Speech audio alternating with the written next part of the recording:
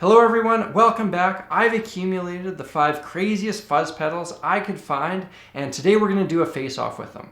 I'll demo each of these weirdos, and then at the end I'll put together a song where you can hear them all in a similar context. Let's get into it. First of these freaky fuzzes is the Efest Bus, which is a name I can't say 3 times in a row, no matter how hard I try. Efest Bus, Efest Bus, Efest Bus. The Efest Bus is a stomp box built into an old toy bus. However, it does say fire extinguisher on the side. I'm not sure what's up with that. It was built in the Netherlands. Maybe something was lost in translation. There's 2 small details about this thing I absolutely love. When the pedal's engaged, the headlights turn on and the power goes into where the gas tank would be. It doesn't come with any instructions. As far as I can tell, the 5 knobs control the volume, the noise gate, the compression, the distortion, and the voltage. Changing the voltage adds a cool glitchy sound. Let's see how a standard fuzz tone sounds.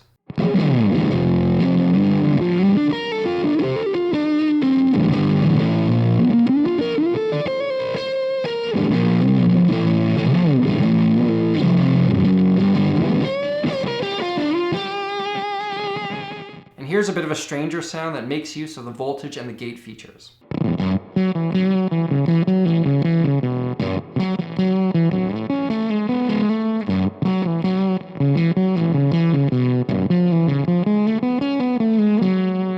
It couldn't be more impractical, but that's kind of the point. I don't think I could put it on my pedal board even if I wanted to. I'm going to give this one the award for Most Rolliest Pedal of 2019. Next, we have the Dream Reefer pedal by Adventure Audio, which is a limited edition release of their Dream Reaper pedal reimagined through the eyes of Cheech and Chong. Instead of the input and output, they're labeled the inhale and exhale. The rest of the knobs are pretty self-explanatory. We have the loud, the strain, the keef, the reef, the mark, the grams, the oh-hi, and the peace controls. Here's what you need to know about it. It functions more or less like a normal fuzz pedal until you engage the dream mode. But before we do that, here's a run-of-the-mill fuzz sound.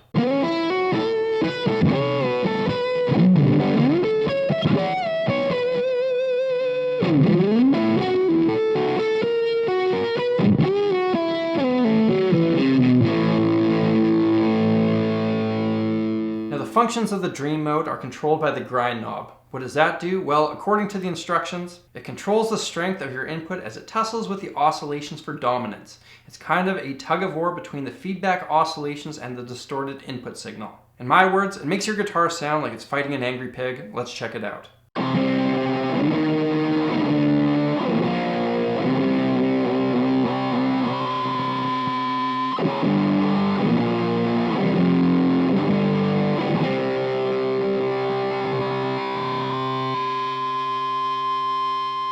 I'm a big fan of this thing. There's some unique sounds that I could see myself using. I'm going to give it the award for most likely to raise some eyebrows if I ever bring my pedal board into the USA. Moving on, we have the Super Fuzz Boy by Ray Gun Effects, which is a stomp box built into an original Nintendo Game Boy. Instead of Pokemon, Kirby, and Tetris, this thing now pumps out the high gain. It's pretty simple. The A and B buttons are replaced with knobs that control the volume and the distortion. The D-pad is replaced with the bypass switch, and the start and select buttons don't do anything. Let's hear what it sounds like.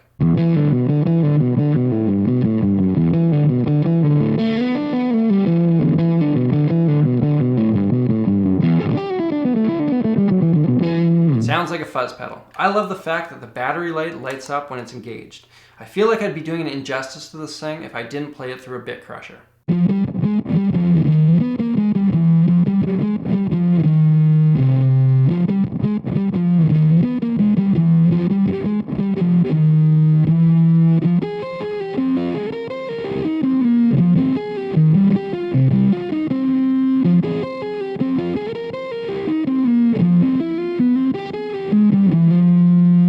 When I was a kid, I logged countless hours into this thing. I'm glad to have another Game Boy back in my life, even though it's been slightly modified. However, there's one thing that would make this beyond cool. In the back, there is an empty, non-functional cartridge that says Super Fuzz Boy on it. Imagine how amazing it would be if you had a variety of these that, when inserted, plugged into the circuit board and modified the signal. One of them could be for flange, one of them could be for a bit crusher. I don't know if it would be possible, but it would be pretty nifty. I'm going to give this one the award for being one of the few pieces of vintage gear I own. Apparently the case is from 1989. Next up is the Plasma pedal by Game Changer Audio. Now, I'll admit that I'm a bit biased when it comes to this one because I'm a huge fan of the guys from this company. I once had a long conversation with the founder about whether it'd be preferable to pass an entire pineapple through your digestive tract or to be consistently producing mayonnaise in your salivatory glands. And before you leave a comment, I don't need you guys to weigh in, we solved it. Anyways, back to the pedal. This thing produces distortion in an entirely unique way. When I play, lightning shoots around in this capsule here. Check it out.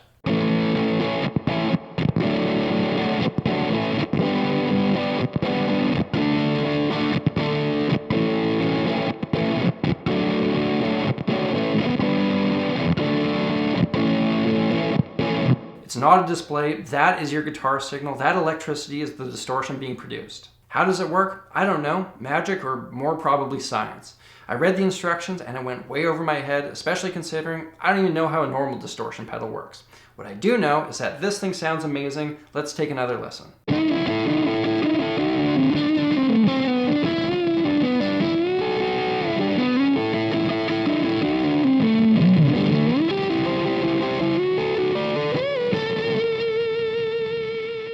It's among my favorite heavy distortion pedals. I'm giving it the award for most likely to make my hair stand on end if I broke into the enclosure and touched the little zappy thing. And last for today, we have the Turd Fuzz by Dr. No, which is a stomp box enclosed in a squishy brown spiral of chocolate thunder that is fortunately entirely odorless. It's as basic as they come. There are no knobs. The pedal is either switched on or off. To engage it, you squish down on the top and the green fly's eyes light up. As humorous as this is, it's actually a great sounding fuzz pedal. Take a listen.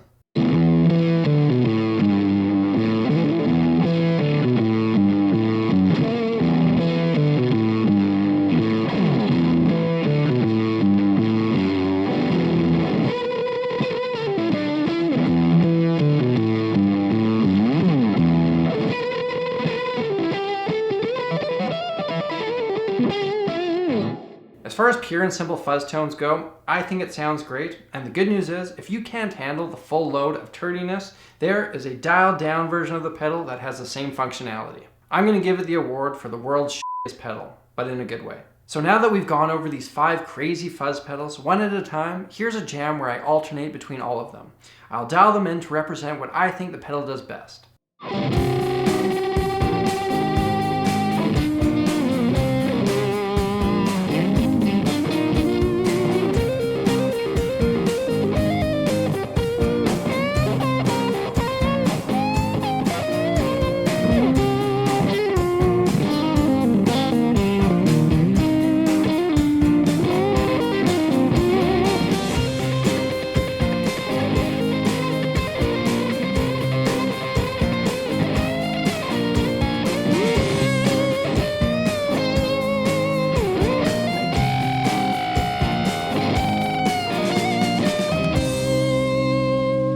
There you have it, a face-off between 5 freaky fuzz pedals. Let me know in the comments which one was your favorite. And if you want any more information on any of these guys, I'll put some links in the description.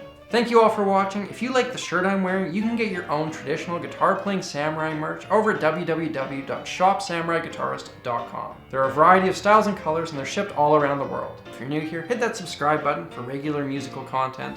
A big shout out to everyone who supports my channel through Patreon. To all of you guys, thank you so much for watching. Until next time, I'm Samurai Guitarist, and I will see you again soon.